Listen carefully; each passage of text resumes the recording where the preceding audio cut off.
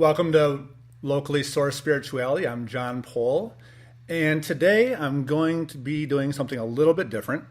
I have had a self-imposed rule previously that I would only explore resources within my own geographic area, but today I'm going to go beyond my boundaries a little bit, and I have a special guest today. She is a guide who has taken the off-road in heels, nourishing expertise and inspiring hard-won life lessons and skills to share for you to shine. She is Elise Carr, and she is the woman behind Stella Muse. She's known as the pioneer of Yoni Heart Mind Power. She mentors, counsels, she advises your journey of awakening from within through sacred guidance, sacred sexuality, and spirituality and soul. So welcome, Elise. John, thank you. What a mouthful. I know, right? Here. It's a real pleasure to be here. Thank you so much for having me on your show and breaking down those rules that you had of not going beyond your country. I am coming to you from Melbourne, Australia, which is kind of a long way away, but it's a pleasure to be here and I'm looking forward to our conversation today. So thank you very much for having me. You're welcome.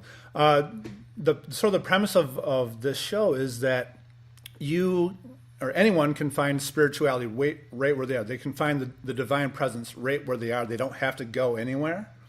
And so with that in mind, of course, we're always within our own skin. We're always within our own person. So I thought what you do, what your field is perfect because we're always with ourselves. And you have this way of getting people to connect to their truest selves. And one of the quotes, or one of the things that is on your website that I really loved, it said, I'm going to read it, and it was in regard to couples. And you wrote, to truly see, hear, hold, cherish each other from a place of non-judgment, loving kindness, humility. And so I thought that was not only great for what you do, but it's just great as a human being to do. So I guess I'll use that as a jumping off point. Absolutely. I feel what you kind of mentioned in the concept of that, we don't necessarily need, a monastery to be a mystic. I love that concept. And it does tie in with those kind of fundamental principles that you've just quoted in relation to couples, but to life, to have the ability to be able to also go within and hear yourself, to be able to hold space, to be non-judgmental is huge. To have loving kindness and compassion. I mean, even if we just took that could be a whole lifetime's work, to be honest, to actually really master it and to come from that place in every conversation we have with ourselves, the internal dialogue that doesn't often stop. That's a game changer. And I guess because I work with couples as well as individuals, women and men, I see this as a challenge for many people, no matter their relationship status, no matter where they are on a sacred path or a spiritual path. It's definitely something that keeps people on their toes. Yeah, so you are a spiritual guide and you have a unique approach and perspective. Can you just describe a little bit about what you do and what you offer? Sure. So I come from a very eclectic background. I actually used to be an international model and a foreign correspondent journalist. So they were totally different worlds that weren't nourishing me emotionally, spiritually, and definitely not mentally. So I went and studied more. I did my master's in communications and got my Reiki master's, all these different things. I'm now studying esoteric psychology. Everything I have done has kind of come together into that little bag of tricks that you mentioned at the beginning of my intro to be able for me to offer people different ways in to get to having actual purpose in life and knowing how you can use that to serve in this precious life we have. So some of those doors are through sacred guidance. In a sense, this is the psychology of the soul, where I assist you in connecting not just on a mental level, not just on a physical level, not just on an emotional level, actually going higher to consciousness, which sounds a bit complex. It is. We're really complex beings, but we can also be quite simple if we put the effort in. So there's that kind of train of thought, which is similar to psychology, similar to counseling, definitely more of a conversational kind of entry point. My Tantra weaves together the sacred sexuality and spirituality. Tantra, when people hear of that, if they have heard of it, they think, oh, it's the Kama Sutra, it's sexual positions, or it's just sex. That is the teeny tiniest tip of the iceberg. Tantra actually means to weave, to expand consciousness. So while it also encompasses every facet of life, if we think of day and night, of summer and winter, of feminine and masculine, it combines these energies. It honors them. There's no one higher or better than the other. It's accepting of pain and of beauty, of love and of sadness, all these kind of things. So it's a beautiful way to also explore emotions, feelings, and yes, love, yes, relationships, yes, intimacy, and yes, sexuality, because often that gets termed as being, an animal, a primal thing only, and we leave it there. It can connect to pornography or abuse or neglect or disconnect, all these things. Some people have addictions to it. Some people don't want to talk about it. All of that has its place, but in Tantra, we encourage people to find a way of seeing it as an opportunity to connect deeper with yourself beyond the physical body. A way of connecting with your beloved through heart, not just through genitals, to connect on a space of mind, a real deep intimacy, because we even look at the word intimacy as into me I see, which if we just pause for a minute is so deeply beautiful. And if we can find this reverence and this beauty in love making instead of sex, or feeling like we need to go down the route of watching a lot of pornography, we can shift our perspective and also shift our way of life. So that's part of the tantric path. And then I've got the healing side of things, where if someone comes to me where they've had abuse or they're going through something physical, if it's a trauma that they haven't really explored and how it's been affecting them, how it's been holding them back, how it's making them feel sad or disconnected or depressed or pained in any way, I can assist them on that physical level using hands-on healing or distant techniques. And that might be a way in for them to start exploring their healing path, but also their progress to wherever they feel they need to go, wherever their soul's calling them. So they're kind of, 3 entry points into kind of the work that I do with people. So can you tell me a little bit about that transition from that life where you said you felt unfulfilled and then to went in and got some more education and you started doing this? What was that transition? What happened in that part of your life?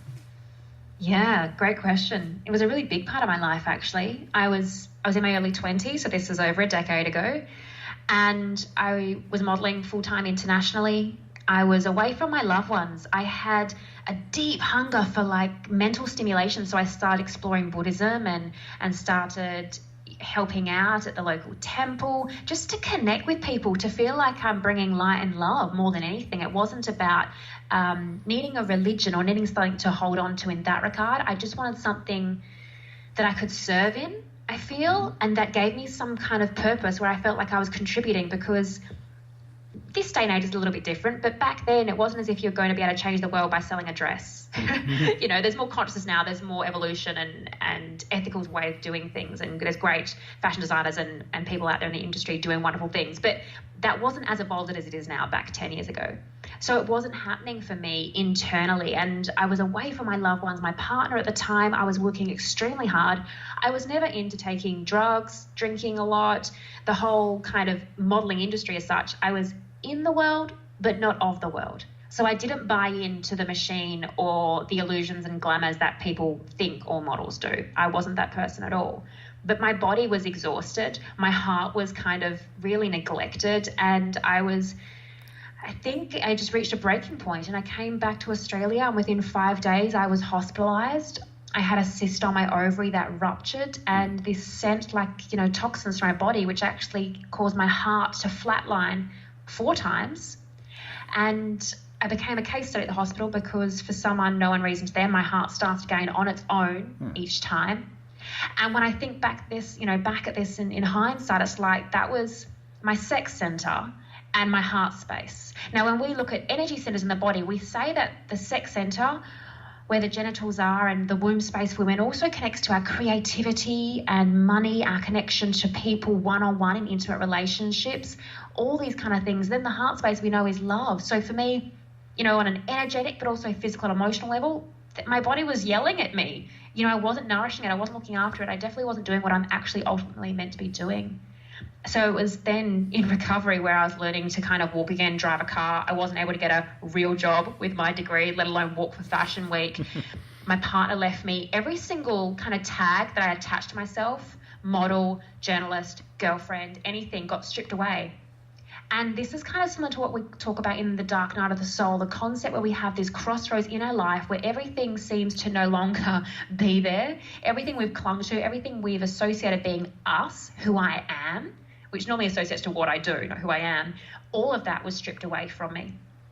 And I was probably in the darkest place of my life. I was physically frail, I was emotionally broken, and I was completely disconnected from any possibility. I didn't know what to do with myself. And it took me a couple of weeks and then a conversation with my auntie who lives in England to say, why don't you take these epic emails you used to send? Because, of course, this is before Facebook and social media. Take these epic emails you used to send to us about your travels abroad and modelling and life and what it's like. Take them and write a book. And so 11 years on, I'm now looking for the right publisher for this book. It's been a really long journey, but that book, writing, pouring my heart into something that was ultimately going to then shine a light for someone else, reminded me that I have a skill set, but I need to be able to use it in conjunction with how I want to serve, how I want to show up. I've got to have passion and purpose, and all these things started kind of falling into place. And it was from there that I then decided to go back and study more and get all these other pieces of paper whilst having a lot of life experience. And other, relationships, personal, professional, all different learnings that have built up to now where I am. But if I look back, I couldn't possibly think of myself having stayed on that path, just modelling or even just being a journalist now when I look at this 11, 12 years on. So it's interesting, and I find a lot of people that come to me are either going through this dark night of the soul, this crossroads of perhaps leaving a corporate job and going to something more of service, or whatever it is, leaving a relationship they've been in for 20 years where children are involved. There's so many different scenarios, but I'm really quite open to the prospect that everyone at some point in their life, if not more than once, has a story like this. Maybe their heart didn't stop 4 times, but it was something impactful, whether it was on the emotional level, the physical level, the mental level, something that really shook them to the core. This is I think it's dynamic, because this is what can be so beautiful in life if we take these opportunities that present themselves in the most painful way they present themselves, but we can mold that in, alchemize it really into gold. So you've taken this life changing event and you got down to the bottom of or got beyond everything that you thought you were and are now rediscovering who you were supposed to be. And so how do you use it, or in what way do you harness that when you're dealing with people that come to you for help? Yeah, that's a great question, John. Initially, when I used to, speak at events, I'd sometimes share that story because I not long, come to the full realization of the power of it. And we all like hearing stories. Now, more often than not, I listen a lot to people, obviously, that's part of my role. And I'm more interested in offering them thought-provoking questions to get them to do the work themselves without them having to know my full story. Of course, if they ask, I share. But I'm just in a place now where I have a different understanding of the psychology of life, of the psychology of how people work, of the way we function and what we need, what we really need. And to me, that's to be seen and heard and held and cherished and loved, whether that's in a professional capacity or a romantic capacity, depending on your relationship with the person. Mm-hmm. So my experience and how I implement it now is really about knowing people more, because I know myself better. Once we know ourselves, we understand that while we are different, we're fundamentally the same. And when we come from that space with, coming full circle to the beginning of our conversation, with loving kindness mm-hmm. and compassion and non-judgment and humility, mm-hmm. we can have a depth of empathy and a different capacity to hold. I call it sacred space, where if someone's going through a turbulent, chaotic, emotional upheaval, you are the rock. You can hold them in that space. And this isn't being emotionally detached and cold. This is being that strength that they need, so that they can feel so safe, that they can relax and fully open up and let go and release and then start the healing process. So it's given me a different skill set, and it wouldn't have happened if I carried on my merry way, going from country to country, going up and down catwalks, as as beautiful as that can be in its own way. Because isn't that just the point of life, doing just that for each other?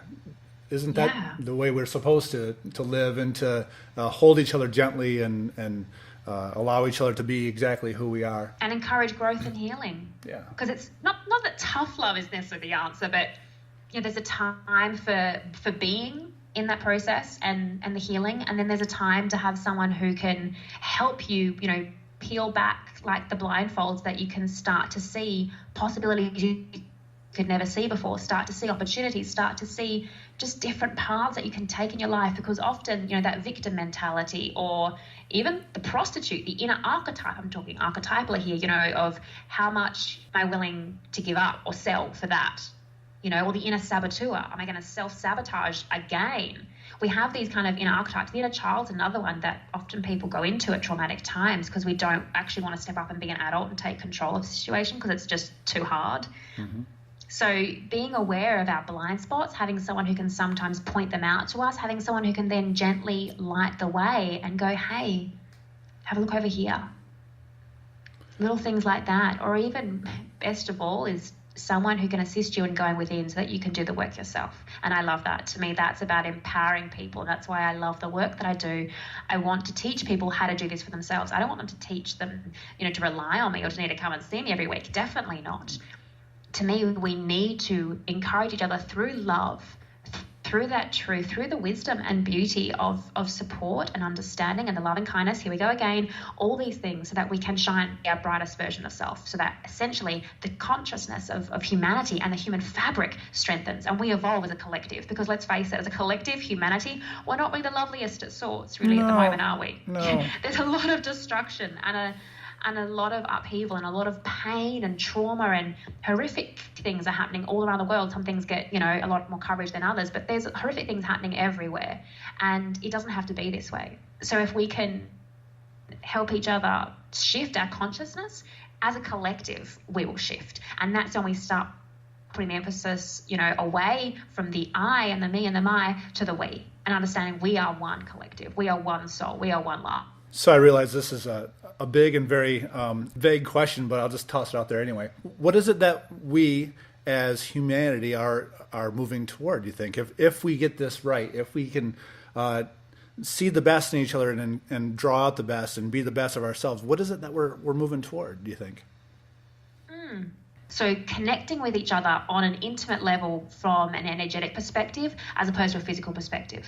We're too stuck in animal nature. We're too stuck in sex and drugs and addictions and illusions. We live in an illusion. We're governed by Instagram feeds and Facebook and news that is skewed to one party's perception, all these kind of things. We're so manipulated. I feel at the very beginning of where we're going is going to be rising up and above what is an illusion, what is a glamour, which is kind of like, in a simple way, what I did when I partly left the industry I was in to come to this, more truth. We leave those illusions and glamours and we step into more truth, that there is something greater, that we are ascending, that we are growing as a humanity, even just to change our perception away from war and fighting and death and destruction to coming together to unify for love. That in itself would be revolutionary.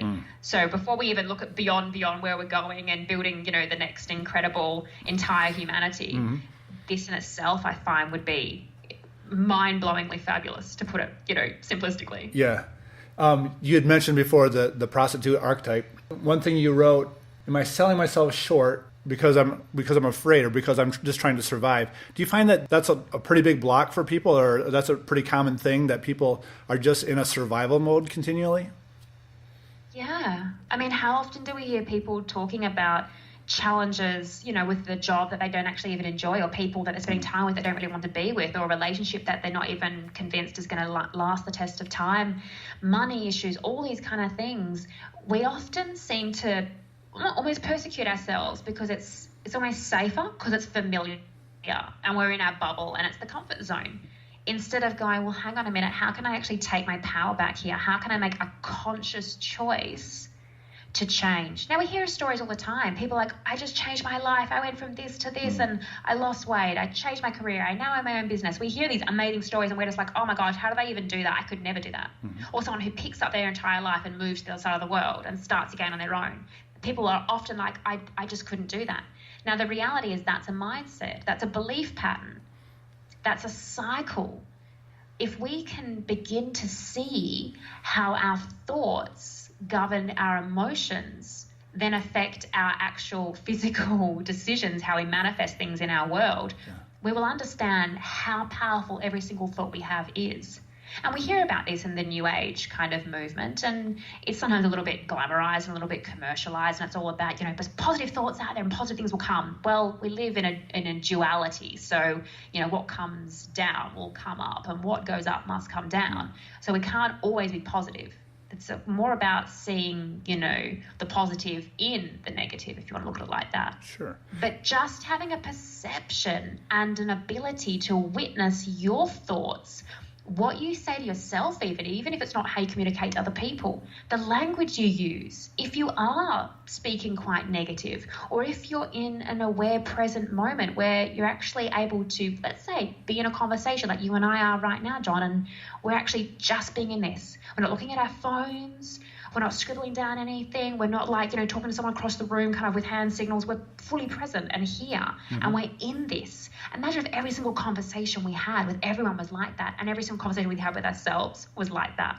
That, to me, would get us away from the prostitute archetype and the victim archetype and the saboteur archetype that we often kind of have rearing its head within us at different phases of our lives.